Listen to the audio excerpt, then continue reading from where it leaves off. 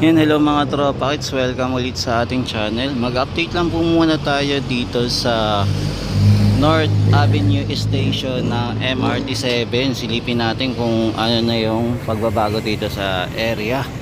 Kung etong ating girder box ay magdudugtong na po sa elevated turnback guideway. So, samahan niyo po ulit si JR Dalia TV para mag-update po dito sa area po ng North Avenue Station ng MRT7. Tara guys, let's go na. Samahan niyo po ulit ako. Mag-update po ulit tayo dito sa MRT7.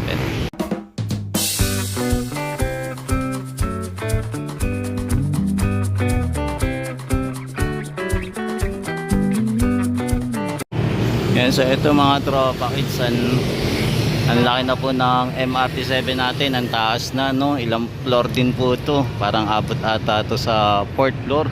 Ito ang ating MRT7 dito sa North Avenue. Tapos makikita din po natin yung expansion din po ng Trinoma na matatapos na rin po, no? Nakagawa na din po sila ng panibagong mall dito sa area. Tapos nakagawa na din po sila ng exit naman po sa mga parking lot.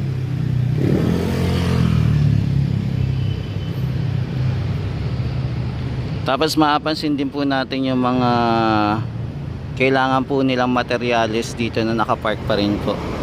Medyo traffic lang po ang area dito sa North Avenue dahil po sa ongoing construction na nagaganap dito sa ating MRT7. Kaya paunti-unti po yung mga sasakyan na dumadaan.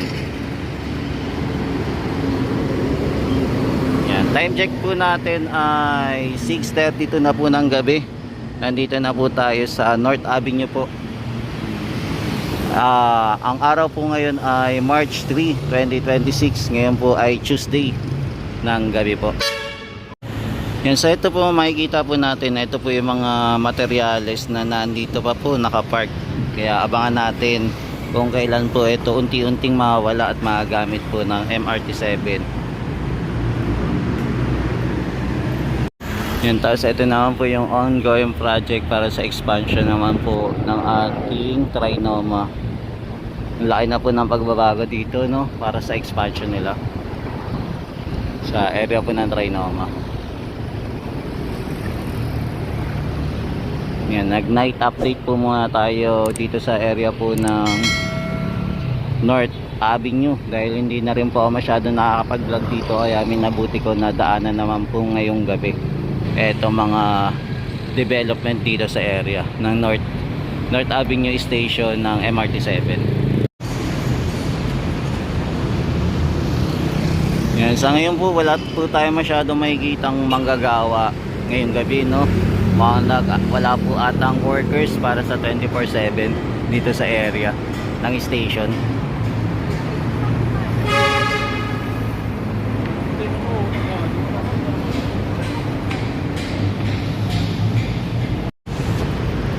Yan, andito po tayo sa ilalim po ng station ng North Avenue po. Binabaybay po natin itong ilalim niya.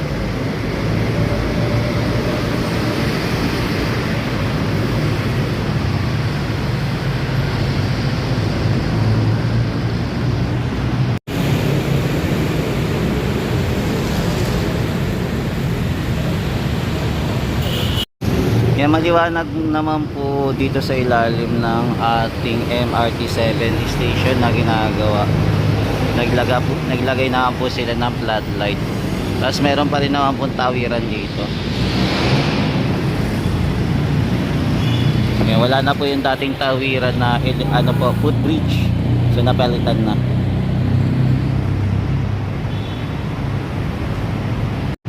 Yan, ito naman po makikita naman po natin yung Unified Grand Central Common Station na hindi pa po operation, then hindi pa rin po tapos. So naghahanap pa rin po tayo ng panibagong contractor para magamit na etong station na to, no? Panahon pa po ito ng dating administration pero hindi po natapos itong major project na nakatenga lang po. Sayang, no? Kung natapos sana to, ang laki sana ng tulong sa mga ating commuters para may dugtong na po yung LRT at saka MRT 3. Diba, kumbaga dito na po tayo sasakay, kaya lang eto nagaana pa rin po tayo ng contractor na pwedeng magpipit at matapos po itong project at magko-connect po yung MRT 3 at saka LRT 1.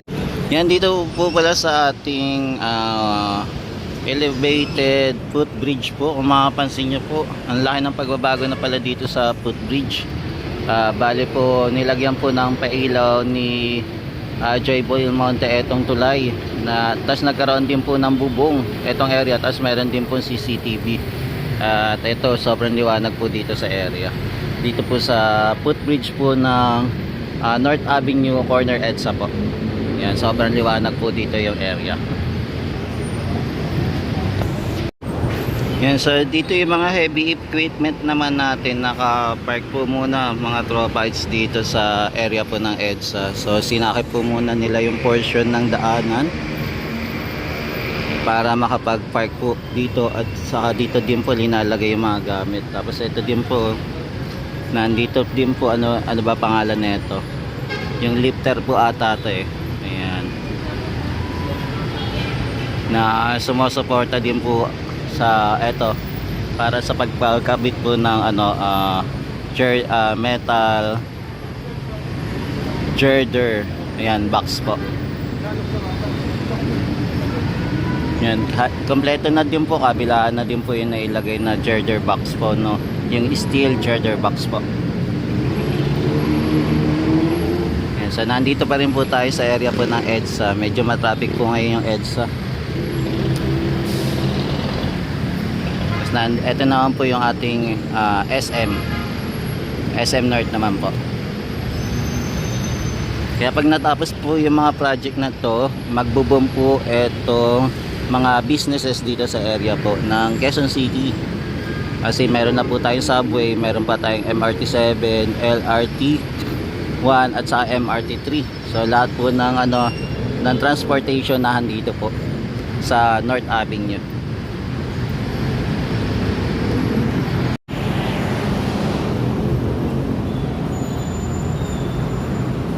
Yung nakagawa na din po sila ng pundasyon dito, no. Tapos syempre ito, may mga wire pa rin.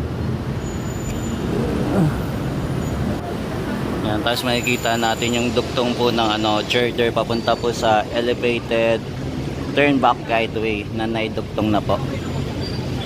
Yan, so may nag-extend pa rin po itong ating station dito, no. Yan, nakapag-extend pa rin.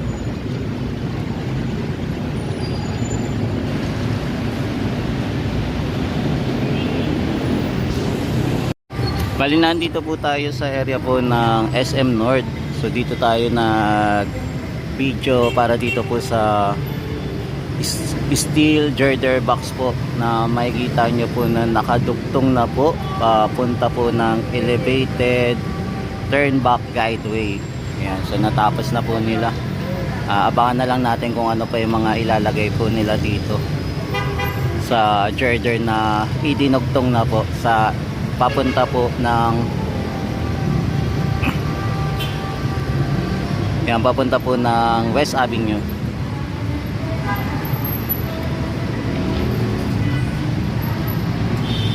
Yan, so ito po yung ating SM North Station. Tapos pati dito pala nalagyan din po pala ng bubong. Etong papasok po ng SM North.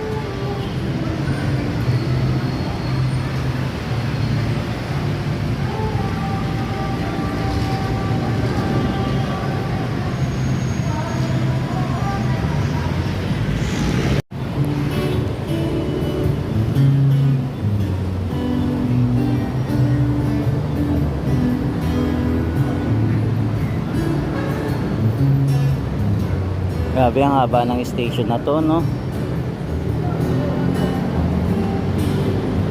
Kaya nila matapos to, no. Sana matapos po nila para mag-operate na po ng 2027. Ngayon po ay nasa March na po tayo. At marami pa po silang mga station na gagawin na kailangan po matapos.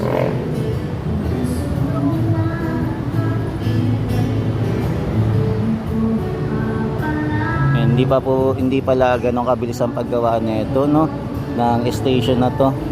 May katagalan din po pala inaabot bago po matapos ang project.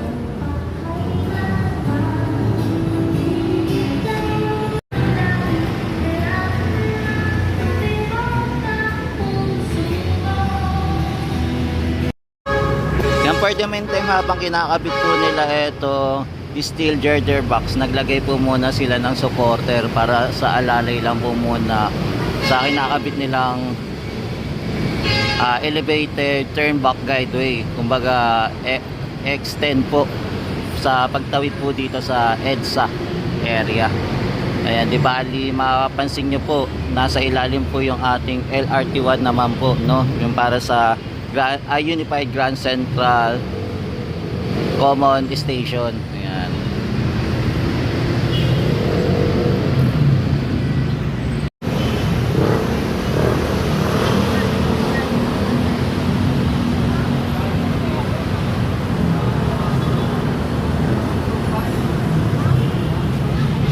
Yan, dito din po sa may bandang area po ng busway, meron po din po tayo makikitang supporter din po para sa steel girder box. Yan, naglagay din po sila dito para ma-secure po na hindi po magkakaproblema yung paglalagay po ng ating extension papunta po sa elevated turn back guideway. Yan, so ito na po yung mga steel girder na nalagay na po. Bali magkabilaan na po yung nailagay. Tapos na i-welding,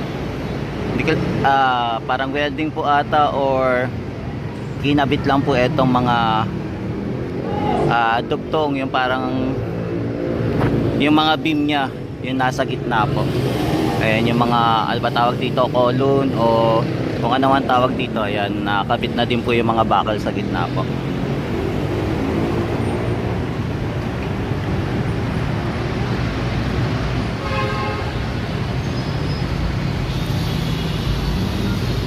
Yan, meron pa po tayo makikita dito naman na steel girder box na naka-park po muna dito. Medyo sumikip nga po yung daanan dahil nandito pa po naka-park yung ating girder box. Bali dito po hindi pa po tapos, mukhang may mga ayusin pa ata dito kaya hindi pa po nalalagay yung dugtong po papunta po ng West Avenue. Bali ito po yung turn back guideway, so lahat po ng poste dito okay na po.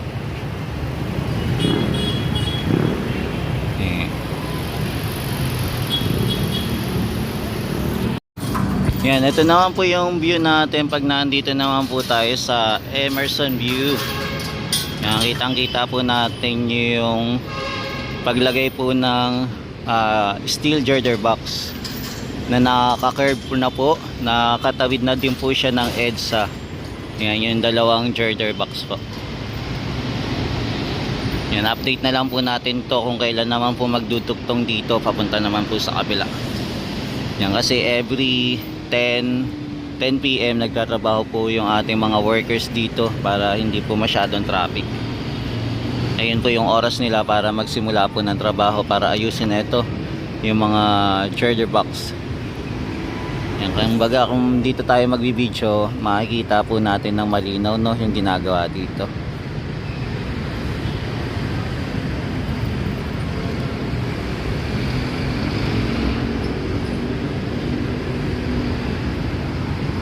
Yan, so ito naman po yung ating EDSA po.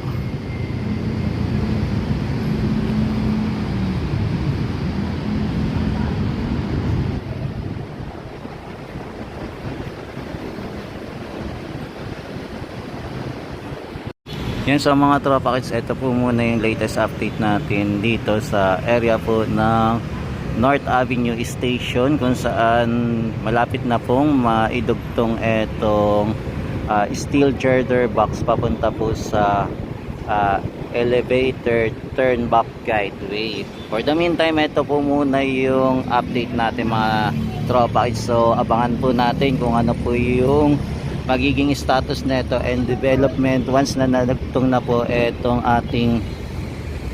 ating girder box papunta po sa West Avenue po mga tropa kids. Ayan, maraming salamat po. Ito po ulit si JR Doria TV, nag-update po ng infrastructure dito po sa Metro Manila. Ayan, maraming salamat po and God bless po always.